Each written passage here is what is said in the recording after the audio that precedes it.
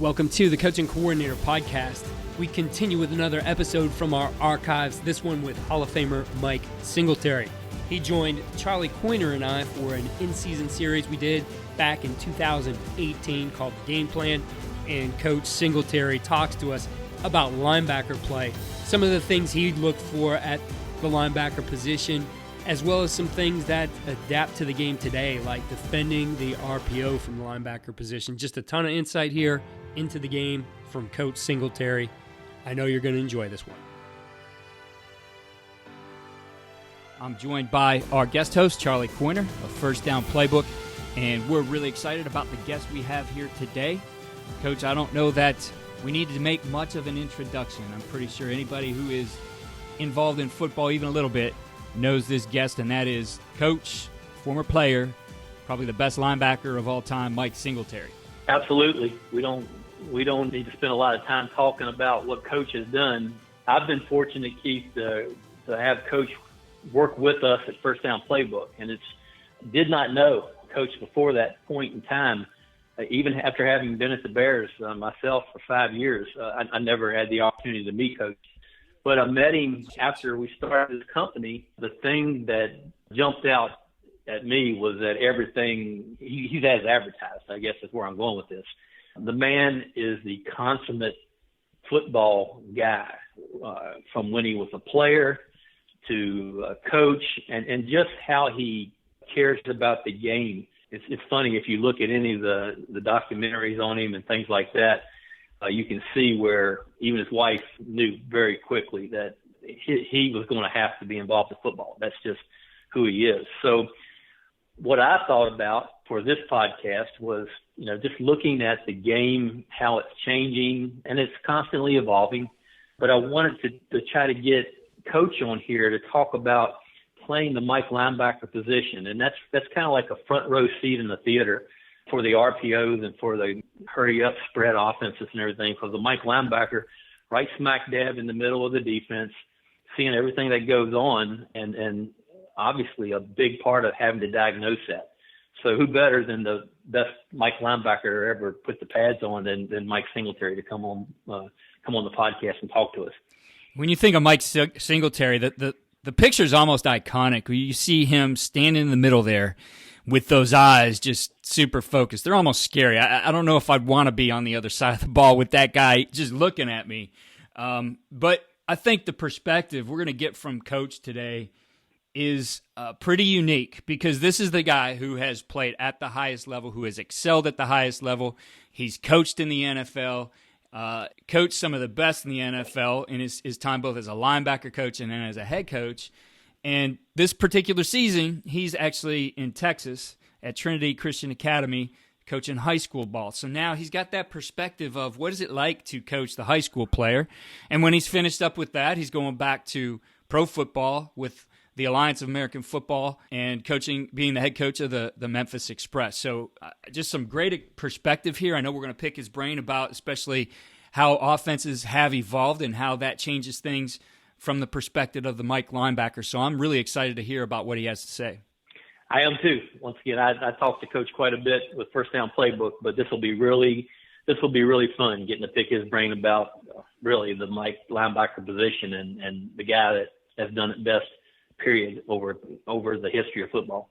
Well, let's bring Coach on here, and I know we're both excited to hear this conversation. Coach Singletary, it's an honor to have you here on the podcast. Thanks for joining us. Well, thank you very much.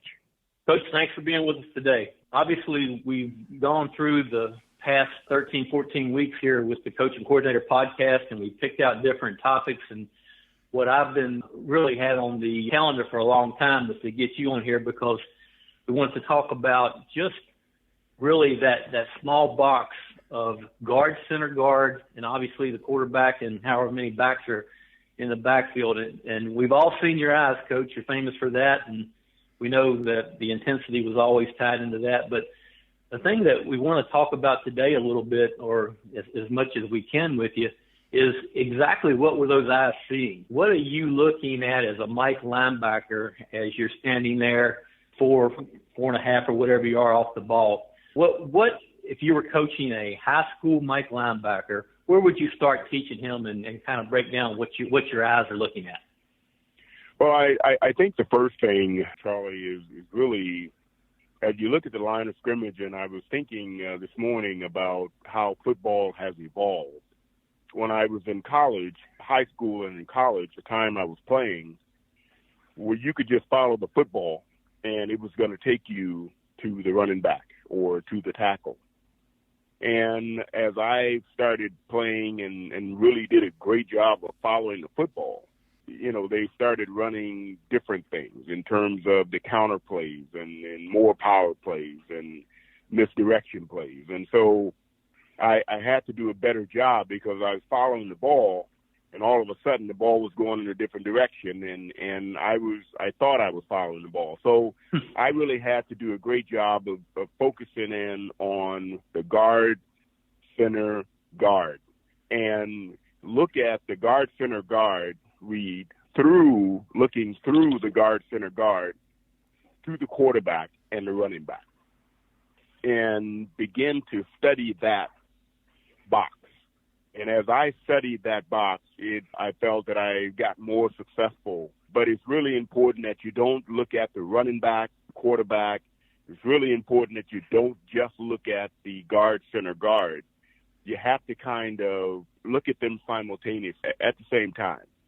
And so as I begin to do that, I just begin to study it. And as I looked at film, you begin to see certain keys. You begin to see that if a guard is going to pull, maybe he's a little tighter toward the center so he can get out a little earlier. If a guard is going to pull, maybe he's back a little bit. It's about maybe a half step. And if they're a really well-coached team, it's tougher to find the one that's going to give you the tip. But 9 times out of 10, you're going to find that guy. But you really have to study it. But that's really the key, and that's what I try to get young linebackers to really begin to zero in on those keys, and 9 times out of 10, you'll be successful.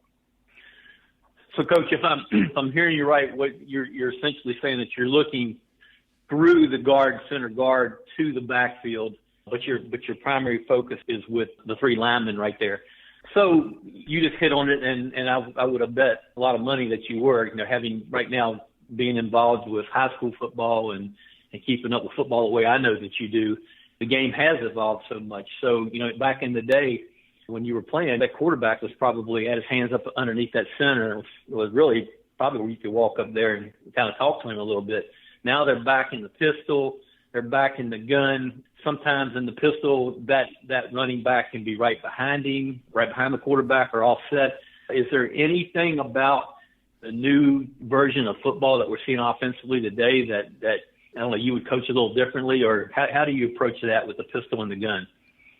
Well, when you look at the pistol and the gun, it kind of depends on, now you have to study the depth of the quarterback. You have to study the width of the running back. How close is he to the quarterback, and what is his relationship to the quarterback? Is he a yard away from the quarterback?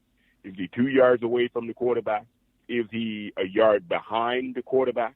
And the placement of the running back as it relates to the offensive line. For instance, if the running back is beside the quarterback and about a yard, and he's also back about a yard, I might be thinking power. Now I gotta check the offensive line and see, is the right guard back or is the left guard back? Because now you're telling me which one's gonna go. So I'm looking for a counter play or a power play, and the guard is kind of leaning that way, tilting that way, and the running back has just about a yard back to take a step back and then go forward. So to give the lineman time to make his move.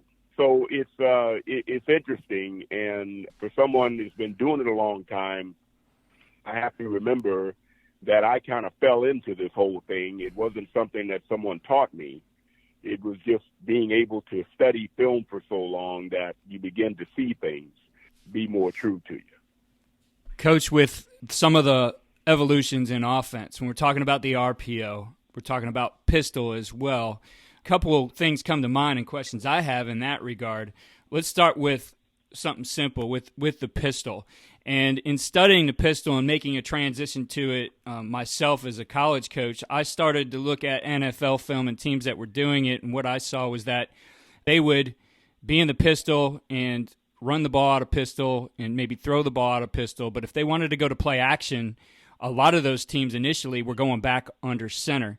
And Charlie and I actually talked about this years ago. One of the transitions we made, which I thought kind of helped it a little bit, was we started, for lack of better terms, reversing out after we caught the pistol snap to get the quarterbacks back to the defense. So when you're looking at that, the eyes of a linebacker, especially a Mike linebacker, how critical is it for that play action, or how tougher is it, I should say, when that quarterback turns around and the ball's gone? Because you mentioned early on, one of the first things as a linebacker, you just learn to see the ball, follow the ball. That manipulation of the football and hiding it from the defense, how much more effective is that than, let's say, the typical gun where you see essentially the quarterback is right there with the ball in front of him and the ball really doesn't ever get hidden from the defense? Well, I think that in today's game, I would love for the quarterback to get underneath the center, because now when he's underneath the center, chances are I'm going to mug a little bit more, and I'm going to do things at the line of scrimmage that if the quarterback is going to reverse out where he's hiding the ball, 9 times out of 10, by the time he turns around, he's got a linebacker in his face. And so I think that I'm going to do all that I can to pressure the line of scrimmage to make that quarterback want to get off the line and get back in that position of shotgun. Mm-hmm. So looking at that then in terms of the RPO, and we talked about reading through that guard center triangle, and I've seen it both with play action too. I think a lot of teams, whether it's play action or RPO, you have 100% a run read, but then the ball comes out. Like I studied, for example, Stanford and looking at play action, and Stanford got to the point where they were essentially, let's say, blocking power and pulling a guard like they would on power to show 100% run, but then they're running play action. I think you see the exact same thing with the RPO now, whether that's a zone scheme or a gap scheme. Your read tells you run. And I know a lot of this then really comes to assignment football, which we could get into a little bit, but in terms of that, how are you coaching up, especially the Mike now, in those situations to make him more effective against those types of plays? I think the RPO, it makes you more, it makes you a lot more disciplined. I think you have to have your mind made up in terms of really now I got to get more into what do they normally do in this situation, because I can't trust what I'm seeing. And now I got to know what the facts are. The facts are when it's 2nd and 6, 9 times out of 10, they're going to do an RPO. They're going to play action out. They're going to get the ball out. And so I got to go to the stats, because I'm just not being able to trust what I'm seeing with my eyes, because the O-line, they're going to block the same way. They're going to go the same way. It doesn't matter. So I got to be more disciplined in my game. And that's where the coordinators really begin to earn their money in terms of understanding I cannot look at this and really read it true, because they really don't know whether it's going to be a run or a pass. So they're going to look the same. So I got to make sure that I know what they do now in terms of if it's 2nd and 5, if it's 2nd and 6, when would they normally run a draw? When would they throw the ball outside? So that's when I really have to know what I'm doing in terms of the stats of the game. So, Coach, as you look at that, and we've had, once again, several defensive coaches on here that have coached from the NFL on down, and every single podcast we talk about the RPO, and we've had everything from one of our defensive line coaches that coached at the Redskins talked about just how almost every play the linemen were downfield and it was illegal every time that they ran some of those RPOs. But it seemed to one of the other common themes has been that you need to figure out what you're trying to stop, meaning most defensive coaches still want to stop the run first and figure the pass out. Do you still, I know at one point you probably playing for Coach Ryan felt that way. Is that still something you adhere to, or are you just right now going back entirely to what you just said, where you've just kind of got to diagnose it by their tendencies? Well, I think it's really important that you have the philosophy of the offensive coordinator. Does he like to run more? Does he like to pass more? Because, yes, you can say, well, it's always really good to be able to stop the run. And if you can stop the run, then you can probably win the game by making them one-dimensional. But at the same time, in today's game, when Bill Walsh came up with the West Coast offense, the way he passed the ball around, the way he tried to get all 5 receivers out at one time, Bill Walsh had the philosophy that I'm going to get this ball to either a running back, I'm going to put him in a route, I'm going to get the wide out. I mean, by the time I go 1,001, 1,002, the ball's out. And so now he was always thinking, if I can just get the ball to somebody within 1,001, 1,002, ball's out, that is like a run.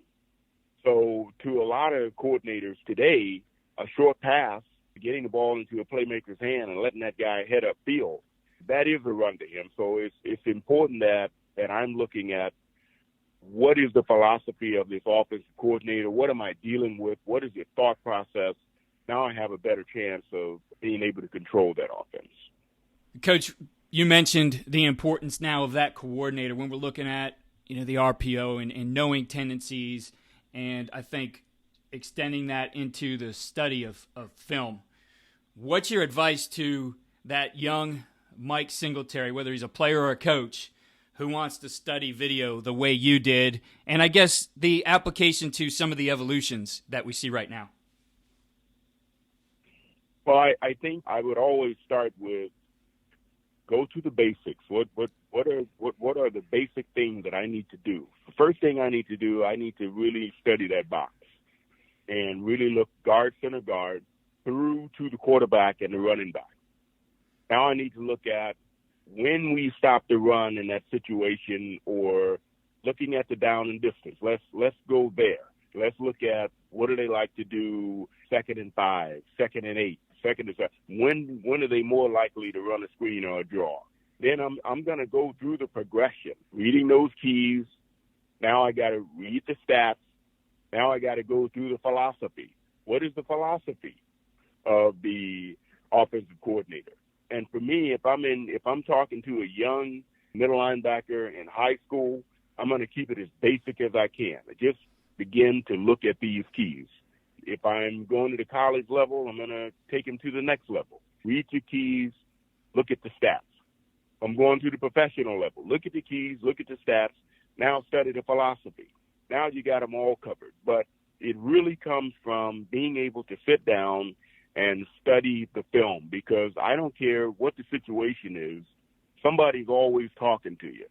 And that's the thing about when people saw my eyes, when I was trying to see everything that was in front of me.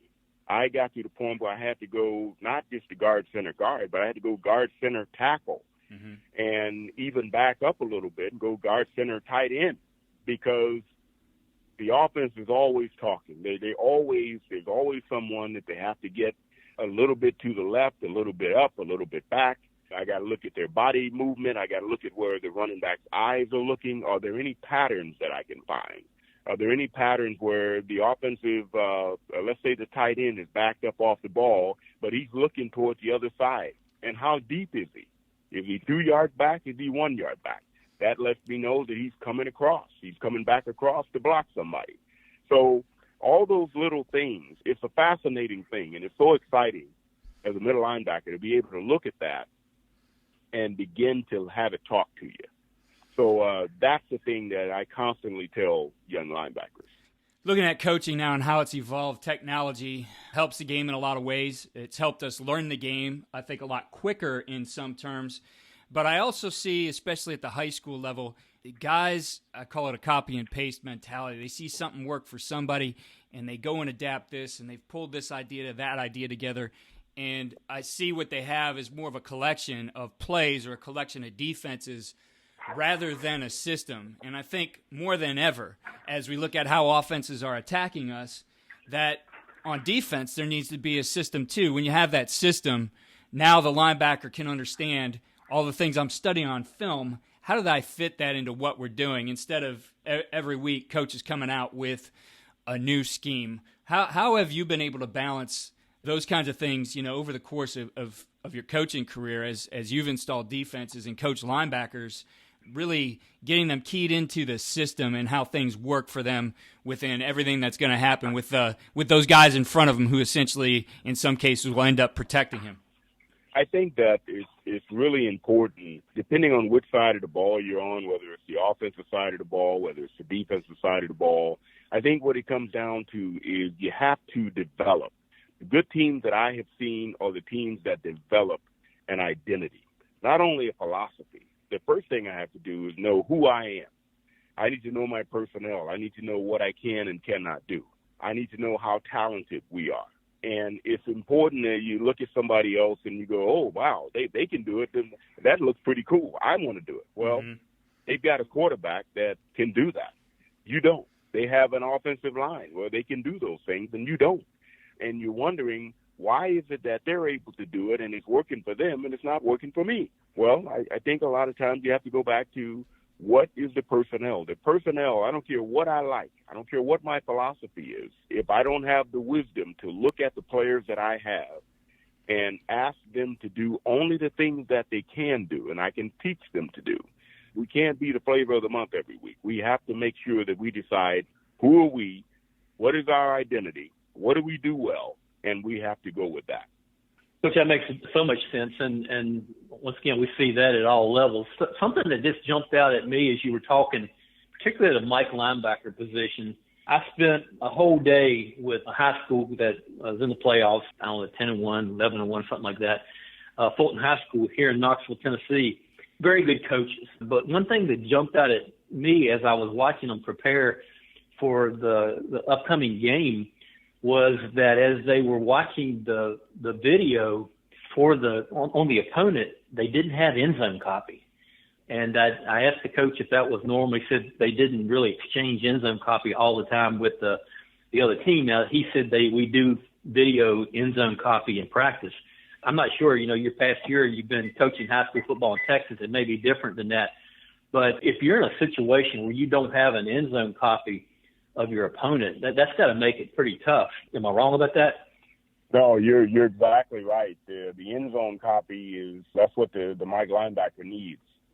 If he has the Endzone copy, he can go to work. He can begin to look at just little things that the offense is constantly talking to you about, and you can see eyes, you can see how closely their alignments are, their staggered stances. There are a lot of little things. There's a lot of information in the Endzone copy. And if you can't get those, it really does put you at a disadvantage. So that was kind of my lead up, and obviously I figured you would answer it that way. But my lead up to this question is that if you're in a situation and you don't have it, so you're in practice, and you, the coach, have done your due diligence, and essentially you've drawn up that box we were talking about, whether they primarily are zoned in one way or the other, whether they got guard pull, whichever way, and you've got your tendencies.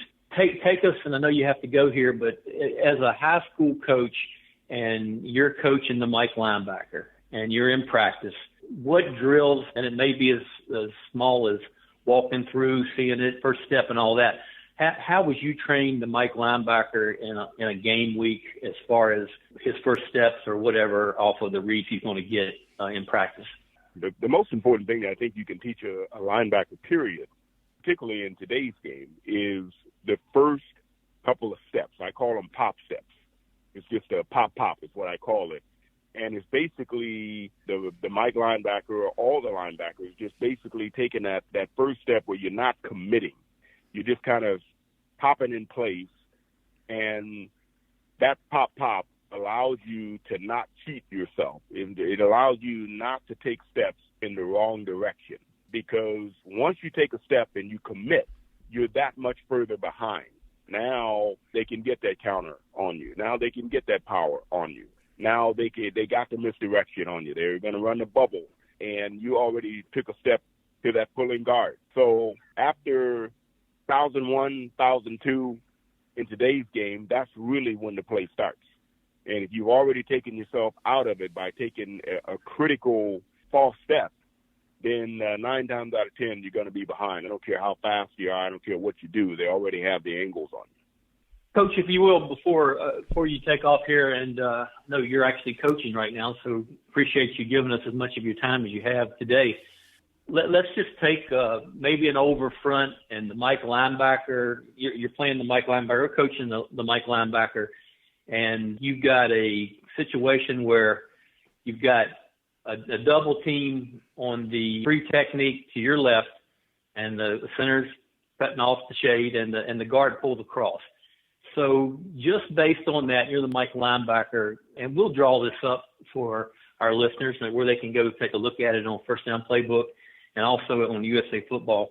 What would your footwork be on that, Coach?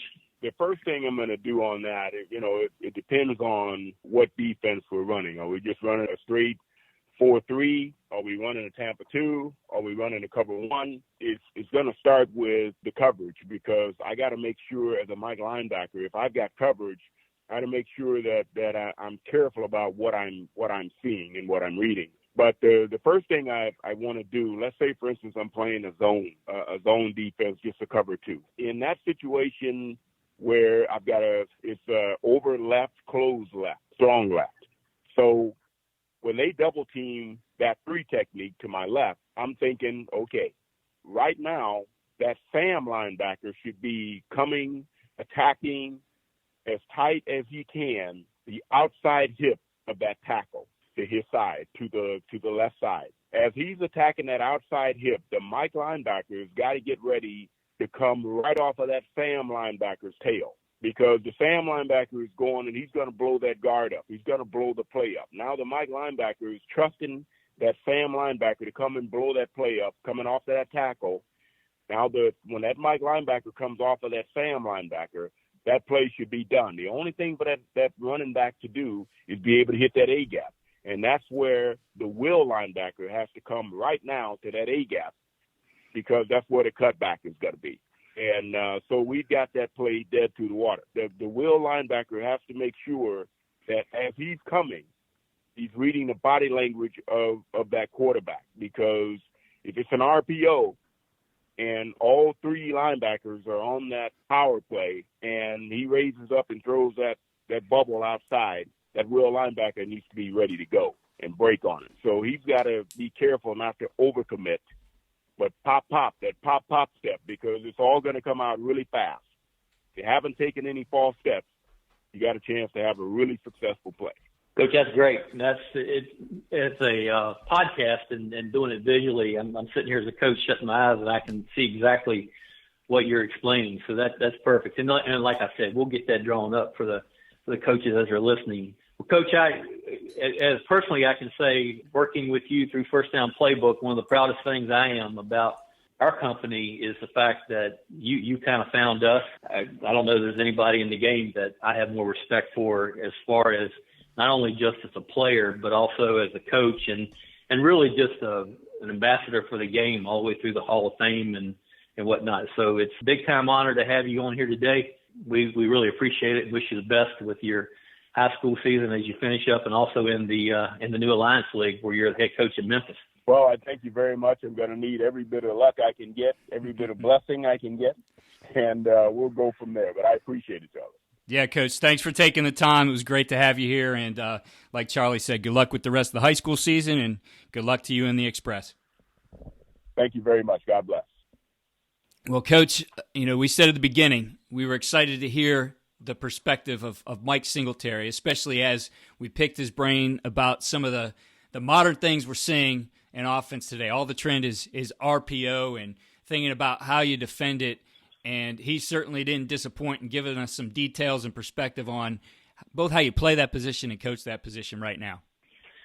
No, he did not. And some of the things I thought were probably going to be said, meaning we're talking about the box, the guard box, and staying within yourself there. But at the same time, I think that his playing career and his passion for the game that I mentioned at the onset of this podcast, is so deep that even now with the RPOs and everything that are going on, he is a student of the game. And he has really carved out a niche that's a little bit, maybe a step further than just the keys. And it even surprised me a little bit to where he talked about even now in the day where that ball, when it is snapped, it's not even clear to the offense whether it's going to be a run or a pass.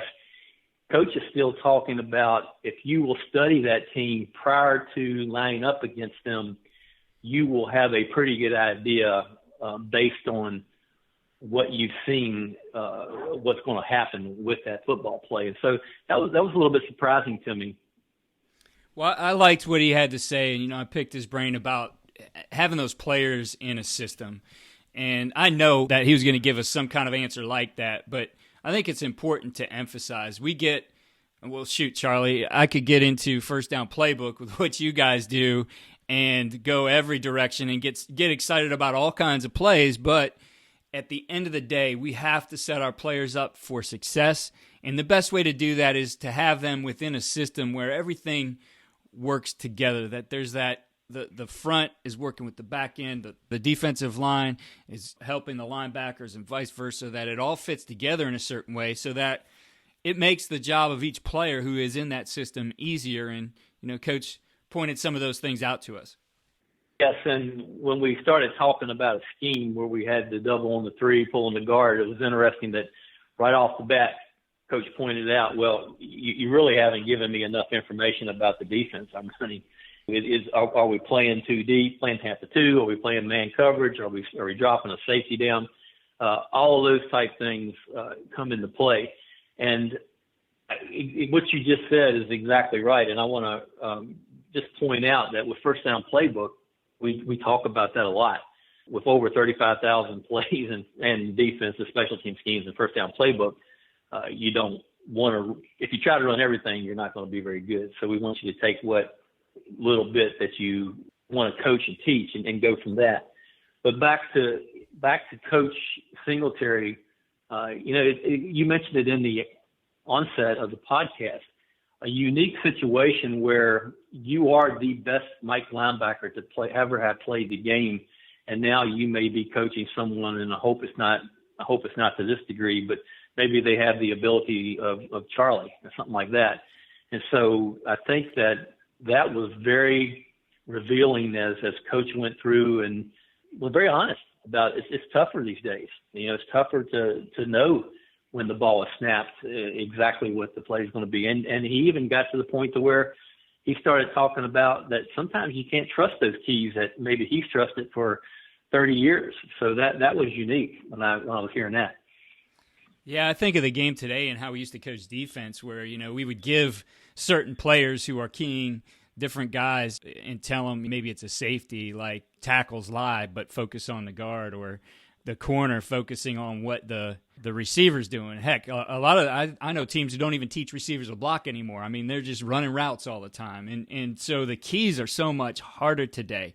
And to give those absolutes becomes very difficult. And I think the game has evolved to, I say it all the time. I mean, we used to play this game a couple decades ago. You could play it in a hallway. You're running a lot of stuff off tackle, running a lot of stuff in the box. That's just how the game was played. And now it's more from the, just a physical, pound people type of game to a thinking man's game. You do need to understand what's the situation you're in and, what's happening. Like Coach mentioned on 2nd and 6, now they're probably going to run RPO a little bit more. So, I don't want to go flying in there blindly to stop the run because the ball is going to be in a seam right behind me if I do that. So there's a lot more you need to think about today, but it comes back to that idea of we have to study the game and prepare our players and put them in a position to win. We don't want to bog them down with information, but we need to give them the keys to the game to make them successful. Exactly. And then the other thing that he mentioned with his pop steps, probably as much as an overstep in 1985 could get you in trouble when he was playing with the Bears. 1 or 2 steps in the wrong direction these days gets you in a whole world of trouble. Mm-hmm. That ball, that like you just said, that ball is probably getting ready to get thrown right behind you or something like that. So still, the fundamentals matter. It's diagnosing. Coach always talks about every offensive player, every offensive play tells a story. And to me, that's what I always think about when I think about him, because I know that prior to the game and also as that game is going on, as he's playing, as he's coaching somebody to play Mike linebacker, that's what he's talking about. He's talking about don't leave a stone unturned about that offense, because if you do, it might be the very one that you need, the very key that you need to give you an advantage on that play. Well, Charlie, that was great to have him on the podcast and pick his brain about some of those ideas. We will be putting up some of the diagrams of his fronts, and I mean, in terms of the detail, what you've created there with Coach is outstanding. So we'll have some of those fronts and assignments and alignments up there on both First Down Playbook and on blogs.usafootball.com with our show notes. Tell our listeners a little bit about some of the things you've done with Coach Singletary there on First Down Playbook. Coach has come to us, and we've actually done some playbook work for Coach himself. And so what we'll do is we'll put up some of the fronts. It's pretty generic, but it'll be a reference to what some of the things that we talked about today. And we'll put that up at blog.firstdownplaybook.com as well as the USA Football website.